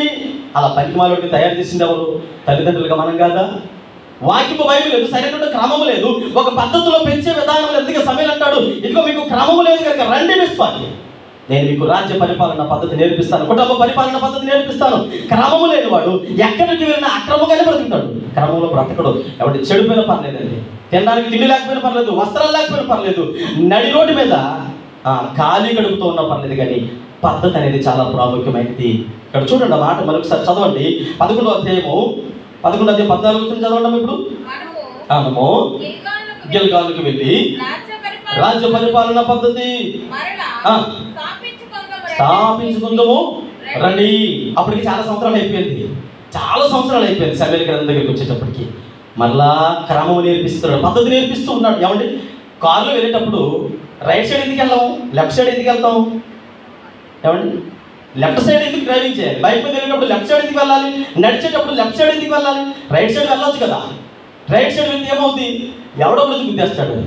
ఎందుకు గుద్దావు, నేను కరెక్ట్గా వెళ్తున్నానంటే దాని మీద ఇంకో 2 గుంజాలు వాయించేస్తాడు. అంటే పద్ధతి. ఈరోజు నీ బిడ్డలకి ఏ క్రమం నేర్పిస్తూ ఉన్నావు, ఏ క్రమం గురించి మాట్లాడుతూ ఉన్నావు? వాక్యాన్ని విన్న తర్వాత వాక్యపు లోతులకు వారు తీసుకుని వెళ్ళాలి. ఇదిగో ఈరోజు దేవుని సన్నిధిలో వాక్యం విన్నాం కదా, రండి కూర్చొని మాట్లాడుకుందాం. ఒకవేళ ఆ వాక్యంలో నీకు ఏమర్థమైంది, ఆ వాక్యానికి సంబంధించినటువంటి ఒక చక్కటి అసైన్మెంట్ తయారు చేయి, పిల్లలకి అది నేర్పించాలి. ఈరోజు ఆ క్రమాన్ని నేర్పించినప్పుడు బైబిల్ మీద వారికి ఒక పట్టు వస్తుంది. యవన ప్రాయంలోకి వచ్చిన తర్వాత, నడి ప్రాయంలోకి వచ్చిన తర్వాత వారి పిల్లలకు వారు బోధిస్తారు. ఇప్పుడు వీడికి లేనిపోయిన విషయాలన్నీ నేర్పిస్తూ, లేనిపోయినటువంటి అనేక రకాల పరిస్థితులు వాడిని నూరిపోసి వాడిని తయారు చేస్తున్న తర్వాత వాడు ఎలా తయారవుతాడంటే, వాక్యమా మాకు తెలిసినట్టు చిన్నప్పుడు నుంచి వాక్యం వింటానన్నాం. ఏం తెలుసు వాక్యం? రండి పద్ధతి నేర్పిస్తారని సమూయేలు భక్తుడు ఇక్కడ వారిని తీసుకుని వెళ్ళినట్లుగా మనము చూడగలుగుతున్నాం. పిల్లలు ఇక్కడ మనం జ్ఞాపకం చేసుకున్నట్లయితే, ఒక క్రమములో పెరిగినటువంటి పిల్లలు, ఒక క్రమములో నేర్చుకున్నటువంటి పిల్లలు జ్ఞాపకం చేసుకోండి. ఇక్కడ ఒక మాట నేను మీకు చూపిస్తాను. నిజమైనటువంటి భక్తి జీవితం మనం జ్ఞాపకం చేసుకుంటే భక్తుడు ఏం తెలియజేస్తాడంటే, నిజమైనటువంటి భక్తి ఏదంటే నీతి, సమాధానము, పరిశుద్ధాత్మయందలి ఆనందము. నీతి, సమాధానము, పరిశుద్ధాత్మయందలి ఆనందము సరైనటువంటి అంటే దేవుని రాజ్యము ఏంటి? దేవుని రాజ్యం వెతుకుతున్న దేవుని రాజ్యం వెతకడం అంటే ఏంటి? నీ కుటుంబము సరైన క్రమంలో పెరగడం అంటే ఏంటి అంటే నీతి, సమాధానం వెతకాలి. కొన్ని కుటుంబాలకు సమాధానం ఉండదు, పిల్లలు అక్కడే ఉంటారు. గతించిన కొన్ని 3 వారాల కింద నేను తెలియజేశాను. పిల్లలు అక్కడే ఉంటారు. వీళ్ళు గరిటొకరు, ఆ తర్వాత ఇంకొకరు, ఇద్దరు చెరుకుడు పట్టిస్తుంటారు, యుద్ధాలు చేస్తూ ఉంటారు. యుద్ధాలు చేసిన తర్వాత వాళ్ళ ముందు ఎడమకు పెట్టుకుని ఒంటిని కూడా అక్కడే ఉంటుంది, వారు అక్కడే ఉంటుంది. కానీ ఈవిడ ఎక్కడ పడుకుంటుందో ఎక్కడ పడుకుంటాడు. తెల్లవారు ఇంట్లో భజనే. కనీసం ఏ విధమైనటువంటి ప్రార్థనా జీవితం ఉండదు, పిల్లల్ని పట్టించుకునే క్రమం ఉండదు. అంటే ఈ సమాధానం లేనటువంటి కుటుంబాలలో దేవుని యొక్క వాక్యము నిలవదు. ఉదయాన్ని లేచిన తర్వాత పిల్లలు అనుకుంటారు, ఎందుకు ఇలాంటి కుటుంబాలలో మేము పుట్టాం, ఏంటి మా బ్రతికేంటి, ఆ పక్క కుటుంబం చూడండి అందులోనే ఎంత బాగున్నారు. పిల్లల మనసుల్లో మారని మచ్చలు, చెరిగిపోలేనటువంటి ముద్రలు వేసేది మనమే. ఈరోజు గిల్గాలకి వచ్చినప్పుడు మనం రెండవదిగా మనం చేయవలసింది ఏంటంటే పద్ధతి నేర్చుకోవాలి. దేవుని సన్నిధికి వచ్చినప్పుడు దేవుని సన్నిధిలో ఒక చక్కటి పద్ధతి ఉంది. దేవుని సన్నిధిలో ఏ వాక్య పద్ధతి అయితే నీ పిల్లలకి నేర్పిస్తావో, ఈరోజు నువ్వు నేర్చుకున్న తర్వాత అది నీ పిల్లలకి నేర్పించాలి. వారి పిల్లలకి నేర్పిస్తారు. ఆ పద్ధతి క్రమం మనకే వంట పట్టడం లేదు, జీర్ణించుకోలేకపోతున్నాం ఆ పద్ధతి. అందుకే సమయంలో అంటాడు, రండి నేర్చుకుందాం అని ఇక్కడ మాట్లాడుతున్నాడు. పిల్లలు జ్ఞాపకం చేసుకోండి. ఈరోజు ఒకవేళ పద్ధతి మనం మర్చిపోయామా, వాక్య క్రమాన్ని మర్చిపోయామా, దేవుని భయభక్తులు మర్చిపోయామా? మర్చిపోతే దేవుని సన్నిధిలో ఒకటి జ్ఞాపకం చేసుకోండి. గిల్గాలనే ఈ మందిరానికి వచ్చాను, అవమానపరచబడినటువంటి స్థలంలో అవమానం తొలగించబడే స్థలానికి వచ్చానయ్యా. ఈరోజు నా జీవితాన్ని నేను మీ పాదములకు చనిపెడుతున్నాను. ఇంతవరకు నేను నా కుటుంబాన్ని పట్టించుకోలేదు, నా బిడ్డలను పట్టించుకోలేదు, కానీ ఇక మీదట నా బిడ్డలను, నా కుటుంబాన్ని పట్టించుకుంటానయ్యా. వాడి సరిగ్గా క్రమంలో నడిపిస్తాను, వాక్యపు లోతుల్లో మనకి తీసుకుని వెళ్తానయ్యా అని ఎప్పుడైతే ఏ తల్లిదండ్రులు అయితే అలాంటి కంకణం కట్టుకుంటారో వాళ్ళ పిల్లలు రాబోయే తరాలకు ఆశీర్వాదకరంగా ఉంటారు. కాబట్టి మనకు తెలుసు కదా, జాన్ వెస్లీ గారు మరి ఆయన తన తల్లి ఎంతో మంది, అంటే తన పిల్లలు ఎక్కువ మంది ఉన్నప్పటికీ చాలా కష్టపడి పని అంతా చేసుకొని రాత్రి అంతా ఒక్కొక్కరి మంది చేయబట్టి ప్రార్థన చేసేదట. ఉన్నతమైన దైవజనులుగా దేవుని సన్నిధిలో ఉన్నారు. ఎందుకు నాకు అలసిపోయాను కదా, రెస్ట్ తీసుకుంటానులే అని అనుకుంటే ఆ పద్ధతి వారి జీవితాల్లో వచ్చేది కాదు. అబ్రహాం లింకన్ గారు, లేదంటే మరి ఇంత గొప్ప దైవజనులు ఇలాంటి వారందరిని మనం అడిగినప్పుడు, డాక్టర్ బిఆర్ మోడీ గారు కానీ వీళ్ళందరినీ అడిగినప్పుడు ఏమంటారు తెలుసా? ఇప్పుడు మా తల్లిదండ్రులు మాకు నేర్పించినటువంటి క్రమము. నాకు తెలిసినట్టు ఒక అబ్బాయి గురించి చెప్తాను. విజయనగర ప్రాంతంలో కోట ప్రాంతంలో ఉంటాడు. పురుషోత్తం తన పేరు. కీబోర్డ్ ప్లే చేస్తాడు. కీబోర్డ్ ప్లే చేసేవాడు. చాలా చక్కటి యవనస్తుడు, చక్కగా ఎంటెక్ చేసినటువంటి సహోదరుడు. అంత ఉన్నతమైనటువంటి ఎడ్యుకేషన్ ఉంది. చక్కగా కీబోర్డ్ ప్లే చేస్తాడు, ఫ్యాడ్ ప్లే చేస్తాడు, అద్భుతంగా పాడగలడు. అన్ని తలాంతులున్న దేవుని మందిరానికి వారానికి 500 ఇచ్చేవారు. ఒక్క ఆదివారానికి కీబోర్డ్ ప్లే చేసినందుకు 500 ఇచ్చేవారు చర్చిలో. ఆయన కోట దగ్గర నుంచి కంటోన్మెంట్ ఏరియాకి వచ్చేవాడు, సైకిల్ దొక్కుని వచ్చేవాడు. వచ్చిన తర్వాత అందరికంటే ముందు మందిరంలోకి వచ్చి అవన్నీ సెట్ చేసుకొని కూర్చునేవాడు. యవనస్తులు దాదాపుగా ఒక 30-35 మంది ఉండేవారు. ఎవరితో మాట్లాడేవాడు కాదు. బయట నుంచి వచ్చి యవనస్తులు ఎవరితో మాట్లాడేవాడు కాదు. తన పని అక్కడ కూర్చొని అనగా సాంగ్స్ లిస్ట్ ఇవ్వండి అనగానే సాంగ్స్ లిస్ట్ ఇష్టం అన్నీ చూసుకొని స్కేల్స్ అన్ని సెట్ చేసుకొని సౌండ్ సిస్టమ్ అంతా సెట్ చేసుకుని అలా కూర్చొని ఉండేవాడు. ఎవరితో నవ్వడం కానీ, ఎవరితో మాట్లాడడం కానీ, ఎవరితో వ్యక్తులు చేష్టలు చేయడం కానీ, అలా దాదాపుగా 3 సంవత్సరాలు తను అక్కడే ఉన్నాడు. ఒకరోజు నేను అడిగాను, పురుషోత్తం వీళ్ళందరూ నీ పేరు తెలుసా అని అడిగాను నేను. అని నాకు తెలియదు అని. అది 3 సంవత్సరాలుగా మందిరానికి వస్తాను కదా, ఎవరి పేరు అంటే వీళ్ళ పేరు నీకు తెలియదంటే తెలియదయ్యా. ఎవరితో మాట్లాడినటువంటి సందర్భాలు లేవు. ఎందుకు తెలియదంటే అయ్యా నా పని కాదు కదా, నేను వచ్చాను ఈరోజు వాక్యం అడగండి నేను చెప్తాను, ఈరోజు పాటలు ఏంటో అడగండి నేను చెప్తాను, కానీ సంఘ విషయాలు ఇవ్వకూడదండి అడిగితే నాకు తెలియదు. 3 సంవత్సరాల తర్వాత మేము ఆ యవనస్తుల గురించి విన్న వార్త ఏంటంటే, ఈ మధ్య కాలంలో ఒక 10 days అవుతుంది. 10 days క్రిందట నేను ఒక స్టేటస్ చూస్తే విజయనగరానికి గుడ్ బాయ్ అని స్టేటస్ పెట్టాడు. అరే విజయనగరం గుడ్ బాయ్ ఏంటి అని నేను ఆ స్టేటస్ ఓపెన్ చేసి చూసి కామెంట్ పెట్టాను, పురుషోత్తం ఎక్కడున్నావు అని. అన్యా బెంగళూరులో నాకు రైల్వే డిపార్ట్మెంట్లో జాబ్ వచ్చింది. నేను అడిగాను ఎలా అంటే, దేవుని సన్నిధిలో నేను కనిపెట్టానే. నేను అతనిలో నేర్చుకున్నటువంటి ఆ యవనస్తులు చూసిన క్రమం ఏంటంటే, వాళ్ళ ఇంటికి వెళ్ళినప్పుడు వాళ్ళ నాన్నగారి పేరు చౌదరి గారు, పురుషోత్తం చౌదరి గారు. కంటోన్మెంట్ బాప్టిస్ట్ సిమ్స్ బాప్టిస్ట్ చర్చికి వెళ్తారు. ఆయన యేసు ప్రేమాలయంలో ఉన్నటువంటి రవికుమార్ గారితో ఎక్కువగా తిరుగుతూ ఉంటారు. నేను అక్కడికి వెళితే ఒకరోజు వాళ్ళ ఇంటికి వెళ్ళినప్పుడు కింద కూర్చుని పోయారు. పెద్ద ఆయన దాదాపుగా 65 సంవత్సరాల పైన ఉంటారు. కింద కూర్చుని పోతే అంకుల్ మీరు అలా కూర్చోవాలి బాగోదంటే, లేదు నన్ను పర్లేదు అంకుల్ అయితే మేము నిల్చుంటామంటే అప్పుడు లేచి కూర్చున్నారు. ఆయన కూర్చుందా నేను అడిగాను అంకుల్ ఏంటి అని అంటే, మా ఊడు మా పురుషోత్తము ఆ మందిరానికి రాకముందు ప్రవర్తన వేరు, ఆ మందిరానికి వచ్చి వాక్యం విన్న తర్వాత తన ప్రవర్తన వేరు. నా కొడుకును చూసినప్పుడు నేను మార్పు చెందానయ్యా. ఎందుకంటే వాక్య క్రమంలో తను పెరుగుతూ తన జీవితాన్ని కట్టుకున్నాడు. తన కట్టుకోవడం మాత్రమే కాదు, నన్ను ఆంటీని కూడా దేవుని వాక్యములో నడిపిస్తున్నాడు. వాక్యం అయిన తర్వాత ప్రతిరోజు ఇంటికి వచ్చి డిస్కషన్ చేస్తాడయ్యా. ఏదో ఒక పాయింట్ తన మనసును టచ్ చేస్తే దాని గురించి మమ్మల్ని అడుగుతాడు, ఇది ఏంటి డాడీ, దీని యొక్క అర్థం ఏంటి, దీని యొక్క విషయం ఏంటి, ఏమైనా ఉంటే చెప్పండి అని. మేము దాదాపుగా గంటన్నర సేపు డిస్కషన్ చేస్తామయ్యా. ఇలా వాక్యపు అనుభవంలోకి మేము వెళ్ళడం ద్వారా నా పెద్ద కొడుకు లోకానుసారంగా ఉండేవాడు. ఈరోజు దేవుని సన్నిధికి నా కుటుంబ ప్రార్థన ద్వారా నా చిన్న కొడుకు నా కుటుంబానికి ఒక చక్కటి యాజకుడిగా మారిపోయాడయ్యా. అయ్యా సేవకుడి కాదు కానీ విన్న వాక్యాన్ని బట్టి తన ప్రవర్తన మారింది. నేను అంటున్నాను, వాక్య ప్రవర్తన తన జీవితాన్ని సరిచేసి ఉన్నతమైన స్థితిలో ఉంచాడు. శుక్రవారం అదే తెలియజేశాను, ఎవరైతే దేవునికి తన జీవితాన్ని సమర్పిస్తారో, ఎవరైతే తమ బ్రతుకుల్లో దేవునికి మొదటి ప్రాధాన్యత ఇస్తారో వారిని దేవుడు ఎక్కడ కూర్చోబెడతాడు. యోసేపు ఎవరితో సహవాసం చేశాడు? దేవుడితో సహవాసం చేశాడు. కనుక సింహాసనాశీలుగా వాడు కూర్చోడు ఐగుప్తులో. అడగలేదు యోసేపు నేను కూర్చొని పిల్లలు జ్ఞాపకం చేసుకోండి, మీ సహవాసం ఎవరితో, ఇప్పుడు ఏ పద్ధతి నేర్పిస్తూ ఉన్నారు పిల్లలు జ్ఞాపకం చేసుకుంటారు. మూడవది మనం జ్ఞాపకం చేసుకుంటూ ఉన్నాం. మొదటి సమయాల గ్రంథం 11వ అధ్యాయము 14వ వచనం, అదే 14వ వచనం మరొకసారి చదువుకుందాం. మనం గిల్గాలుకు వెళ్ళి రాజ్య పరిపాలన పద్ధతిని మరలా స్థాపించుకుందాము రండి అని చెప్పి సమూయేలు వచ్చి సమాధాన బలులు, ఇక్కడ బలులు గిల్గాలుకి వచ్చిన తర్వాత మొదటిది సున్నతి. గిల్గాలులో మనం దేవుని మందిరమైనటువంటి గిల్గాలుకి వచ్చిన తర్వాత ఏం జరపాలి? మొదటిది హృదయ సున్నతి జరగాల. హృదయ సున్నతి లేకుండా శారీరక సున్నతితో మనం ఎంతకాలం ఉన్నా ఆ భక్తి వల్ల ప్రయోజనము ఉండదు. రెండవది మనం జ్ఞాపకం చేసుకుంటే పరిపాలన పద్ధతి. ఏ పరిపాలన పద్ధతి? నీ కుటుంబ పరిపాలన పద్ధతి. అందుకని కొంతమంది ఉంటారంటే ఎంట గెలిచి రచ్చ గెలవాలంటారు. ఎంట గెలిచి నువ్వు రచ్చ గెలిచినప్పుడు ఇంట్లో నీ పరిపాలన పద్ధతి, పిల్లలను నడిపించే విధానము, వారు ఎందుకు మందిరానికి రారు? నువ్వు క్రమముగా వారిని పెట్టవలసిన మార్గంలో చక్కదిద్దినప్పుడు ఖచ్చితంగా వస్తారు. యెహోషువ ఏ ధైర్యంతో చెప్పాడు, నేను నా భార్య వస్తాం అన్నాడు. నేను ఒక్కలని తప్పితే తొక్క తీసేస్తాను అన్నాడేమో నాకు తెలిసి యెహోషువ. నేను నా ఇంటి వారిని యెహోవాని సేవిస్తాను, మిగతా వాళ్ళందరికీ నాకు అనవసరం. ఈరోజు ఆ మాట నీ నోటంపడి రావాలి. అది పరిపాలన విధానం. మూడవది బలులు అర్పించుట. బలులు అర్పించడం. పాత నిబంధన కాలంలో మనం చూసినట్లయితే బలులు, రకరకాల బలులని, దహన బలులని, సమాధాన బలులని, ఇలా పాప పరిహారార్థపు బలులని, ఇవన్నీ బలులు పాత నిబంధన కాలంలో పశువులను తీసుకొని వచ్చి అర్పించేవారు. కొత్త నిబంధన కాలంలోకి వచ్చేటప్పటికి మొదటి పేతురు రాసిన పత్రిక 2వ అధ్యాయము 5వ వచనములో అపోస్తలుడైనటువంటి పేతురు గారు ఈ రీతిగా మాట్లాడుతున్నారు. యేసుక్రీస్తు ద్వారా దేవునికి అనుకూలమగు ఆత్మ సంబంధమైన బలులు అర్పించుటకు పరిశుద్ధ యాజకులు. చాలండి, ఇక్కడ ఏ బలులు? సజీవ యాగముగా ఆత్మ బలులు. ఏమంటే పాత నిబంధన కాలంలో ఒక జంతువుని అలాగ బ్రతుకున్నదాన్ని తీసుకెళ్ళి బలిపీఠం మీద పెట్టేవారా? దాన్ని వధించి వ్యర్థ పదార్థాలన్నీ తీసి ఆ శ్రేష్టమైనటువంటి మాంసం, చచ్చిపోయినటువంటి ఆ మాంసాన్ని తీసుకొని బలిపీఠం మీద పెట్టేవారు.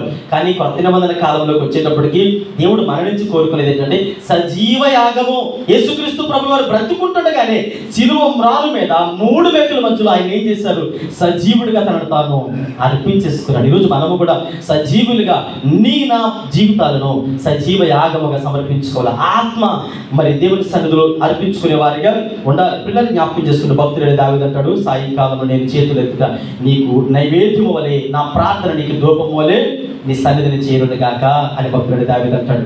ఈరోజు మన చేతులు, మన జీవితము, మన బ్రతుకు అంటే సజీవముగా మన ఈ శరీరము ఎలా ఉండాలి? పవిత్రంగా ఉండాలి. దేవునికి సజీవముగా సమర్పించుకునే వారిగా ఉండాలి. పిల్లల ఇక్కడ మనం జ్ఞాపకం చేసుకుంటున్నప్పుడు దేవుని సన్నిధిలో బలి అంటే ఏంటి? కొన్నిసార్లు అంటారు కదా, పాస్టర్ గారు పెద్దలు కలిసి ఏం చేస్తారంటే, అమ్మా తెల్లవారుజాము 3 గంటలకు ప్రార్థన, సంఘం అంతా రావాలి అన్నారు. ఎన్ని గంటలకండి? 3 గంటలకు ప్రార్థన అంటే 3 గంటలకు బాగా నిద్రపట్టే సమయం ఏది? 2 నుంచి 3 గంటలు బాగా నిద్రపట్టే సమయంలో కళ్ళు మంటలు వస్తున్న బలవంతంగా 2:30కి లేచి స్నానం చేసి ఆ జుట్టు ఆరిపోయినా అలా నెత్తి మీద సున్ని వేసుకుని వచ్చేస్తాను అనుకోండి, సంఘంలో బైబిల్ పెట్టుకొని రోడ్డు మీద ఎవరు కనపడరు. అప్పుడు వస్తూ ఉంటే చాలామంది ఏమంటారు తెలుసా? బయలు అయిపోయావా ఈరోజు? పాస్టర్ గారు దొరికిపోయా ఈరోజు? ఖచ్చితంగా ఈరోజు మీద ప్రార్థన. ఈరోజు అంటే బలి అంటే మనం ఏం చంపుకున్నాం? నిద్రను చంపుకున్నాం. ఈరోజు నీ ఇష్టాన్ని చంపుకున్నావు కనుక బలియాగము దేవునికి నీ సన్నిధిలో దేవుడిని నుంచి ఆశించేది ఏంటంటే ఏది నీకు ఇష్టమో దాన్ని దేవునికి అర్పించేయాలి. మీకు అర్థమవుతుందండి? ఏది దేవునికి ఆయాసకరం ఉందో, ఏది దేవునికి నీకు అడ్డంగా ఉందో, అది నిద్రే కావచ్చు, ధనమే కావచ్చు, ఏదైనా సరే. ఒక ఆయన వచ్చి అన్నాడు, ఇదిగో తీసుకోవయ్యా, నీకోసం తీసుకొచ్చాను, నన్ను స్వస్థపరిచావు కదా అంటే, చిచ్చి అలాంటి నాకు వద్దు, నా దేవునికి నేను వదిలేస్తున్నాను, నన్ను నేను బలిగా అర్పించుకున్నాను, నేను చెప్పుకున్నాను దేవుని సన్నిధిలో, అలాంటి పాపిష్టం నాకు వద్దు అని అంటే ఒక ఆయన పరుగు వెళ్ళిపోయి అదంతా నాకు కావాలన్నాడు. తెచ్చుకున్నాడా? ఎవరు సుఖాన్ని కోరుకున్నారు, ఎవరు కష్టాన్ని కోరుకున్నారు? ఒక దైవజనుడు చిచ్చి నాకు వద్దు అన్నాడు, ఒక ఆయన ఏమో నాకు కావాలన్నాడు. కావాలనుకున్నాడు, ఏమొచ్చింది? సొలొమోను భక్తుడు అంటాడు, సోమరి ఎందాక పడుకుంటూ మంచం మీద కాలు ఇంకొక 10 నిమిషాలు, ఇంకో నన్ను లేక ఇంకొక అరగంట, ఇంకొక పావు గంట, ఇంకొక పడుకొని ఏమంటే 10 గంటలకు లేచి ప్రార్థన చేస్తే దాన్ని బలి అంటారా? దేవుని సన్నిధిలో నీ క్రమాన్ని అంటే నీ యొక్క ఇష్టాలను చంపుకోవాలా, నీ కోరికలను చంపుకోవాలా. లేచి తెల్లవారుజామునే 3-4 గంటలకు లేచి మోకరించి ప్రార్థన చేసి, అయ్యా ఇదిగో నా ఆరోగ్యం నీకు తెలుసు కదా, అయినా ఇదిగో నా ఇష్టాన్ని నీకు కొరకిస్తున్నానయ్యా, నా ఆరోగ్యాన్ని నీకు ఇస్తున్నానయ్యా.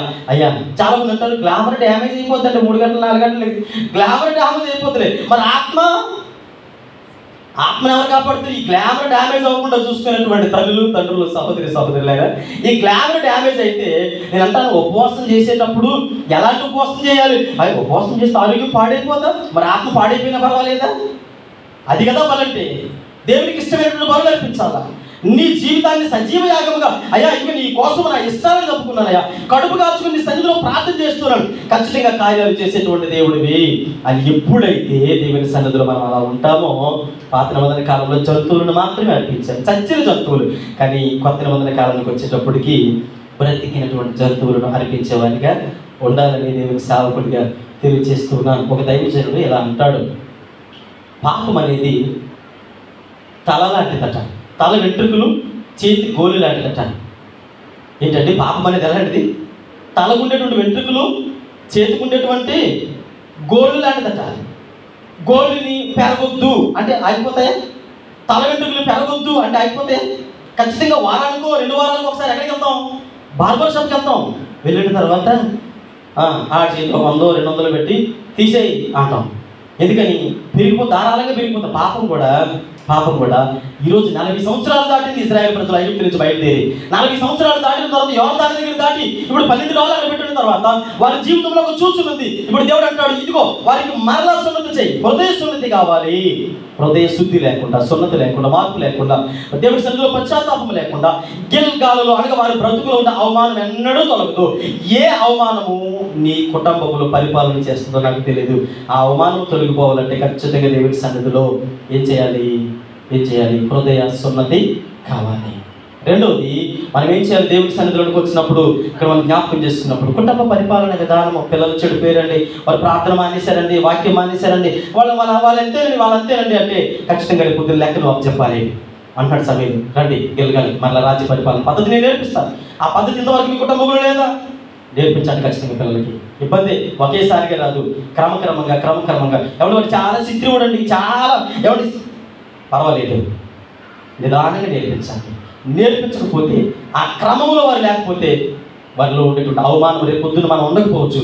మన పిల్లలు లోకంలో అవమానించబడుతున్నప్పుడు అది చూసి తల్లిదండ్రులుగా ఇప్పుడు బాధపడకపోయినా ఆ తర్వాత మనం ఉండకపోవచ్చు. వారు ఎంత ఏడుస్తారంటే, నా తల్లి నన్ను క్రమంగా పెంచుంటే, ఒక పద్ధతిలో పెంచుంటే ఈరోజు నేను ఇలా పనికి మారబడిగా ఉండేవాడిని కాదు అని నీ పిల్లలు రేపు పొద్దున తిట్టుకునే వారికి ఉండకూడదు. నీ కుటుంబం బాధపడితే ఉండకూడదు. మూడవది మనం జ్ఞాపకం చేసుకున్నప్పుడు పౌరులు సజీవ యాగంగా బలి అర్పించాలి. చచ్చిన జీవితాలు కాదు, దేవుని సన్నిధిలో సజీవ యాగముగా బ్రతుకున్నప్పుడే నీకు ఏది ఇష్టమో, నీ ఆరోగ్యమా, లేదంటే నీకున్న బలమా, నీకున్న శక్తి, నీకున్న దానమా, వాటన్నిటిని ఇచ్చి ఇది నాకు వద్దు, మోసాన్ని ఇది పెంటతో సమానంగా ఎంచుకున్నది, నాకు వద్దయ్యా, దేవుడే కావాలి, దేవుడి కొరకు ఎంత కష్టమైన భరిస్తాను, అది సజీవ యాగంగా బలి. ఒకటి శరీరపు సున్నతి కాదు, ఆత్మసున్నతి కావాలి. రెండవది, పరిపాలన పద్ధతి క్రమంగా నేర్పించాలి కుటుంబాలకి. మూడవది, సజీవ యాగంగా బలులు అర్పించినప్పుడు ఇప్పుడు గిల్గాలులో మన మీద ఉంచబడిన అవమానము పరిపూర్ణంగా తొలగించబడుతుంది అని దేవుడి యెహోషువతో మాట్లాడుతూ ఉన్నాడు. ప్రార్థన చేసుకుందాం. దేవుని సన్నిధిలో, అయ్యా ఎందుకు తండ్రి మా మీద అవమానమును తొలగించి, అయ్యా మా మీద నిందను తొలగించి, నిందకు ప్రతిగా అయ్యా రెట్టింపు ఘనతమిచ్చేటువంటి దేవుడు ప్రభువా. అయ్యా ఎందుకు తండ్రి అవమానములకు ప్రతిగా అయ్యా రెట్టింపు ఆశీర్వాదములు ఇచ్చే దేవుడు ప్రభువా. అయ్యా ఎందుకు తండ్రి నేను నా కుటుంబం ఆయన ఒకవేళ ఈ 3 క్రమములు గిలగాలికి అనగా మీ మందిరానికి వచ్చాం, మా మీద ఎన్నో అవమానాలు ఉన్నాయి, ఎన్నో నిందలు ఉన్నాయి ప్రభువా. ఆత్మశుద్ధి లేకపోతే మేము ఉన్నామేమో నాయన. దేవా ఎందుకు తండ్రి మేము ఇంకను అయ్యా సరైనటువంటి క్రమంలో మా పిల్లలను పెంచలేదేమో నాయన. అయ్యా సరైన క్రమంలో నా కుటుంబాన్ని కట్టుకోలేదేమో నాయన. దేవా ఇదిగో సజీవ యాగంగా మమ్మల్ని మేము ఇంకా సమర్పించుకోలేదేమో అని దేవుని సన్నిధిలో ప్రార్థిద్దాం. తండ్రి మీకు వందనాలు, సర్వోన్నతుడా కృప కలిగిన దేవా మీకే మహిమ చెల్లిస్తూ ఉన్నాను.